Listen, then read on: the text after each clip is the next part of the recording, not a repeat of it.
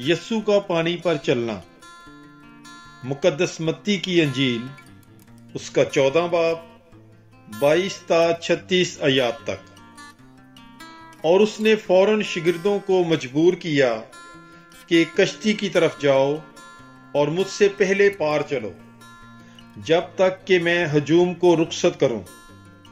और हजूम को रुखसत करके अकेला दुआ करने के लिए पहाड़ पर गया।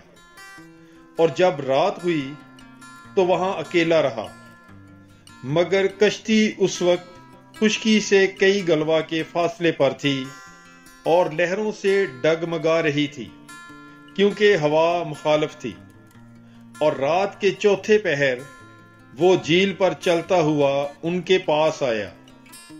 जब शिगिर्दों ने उसे झील पर चलते देखा, वो घबरा कर कहने लगे कि भूत है, और डर कर चला उठे। और यस्सु ने उनसे फौरन बात करके कहा कि खातर जमा रखो, मैं ही हूं, मत डरो। पतरस ने उससे जवाब में कहा, ऐ खुदावंद, अगर तू ही है तो मुझे हुक्म दे कि मैं पानी पर चलकर तेरे पास आऊं। उसने कहा, आ। तब पतरस कश्ती पर से उतरकर पानी पर चलने लगा ताकि यस्सु के पास जाए।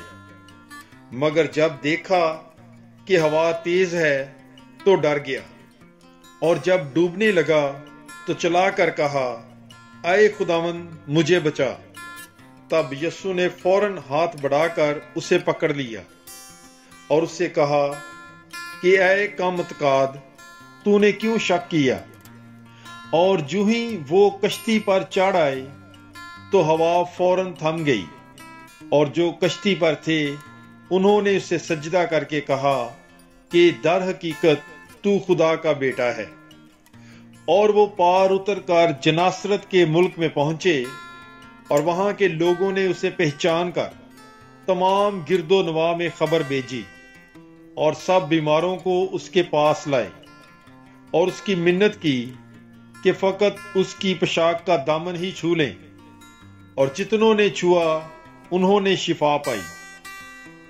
पाकलाम के पढ़े और सुने जाने पर खुदावंद की बरकत हो। खुदा का शुक्र हो। God bless you. Bible is life.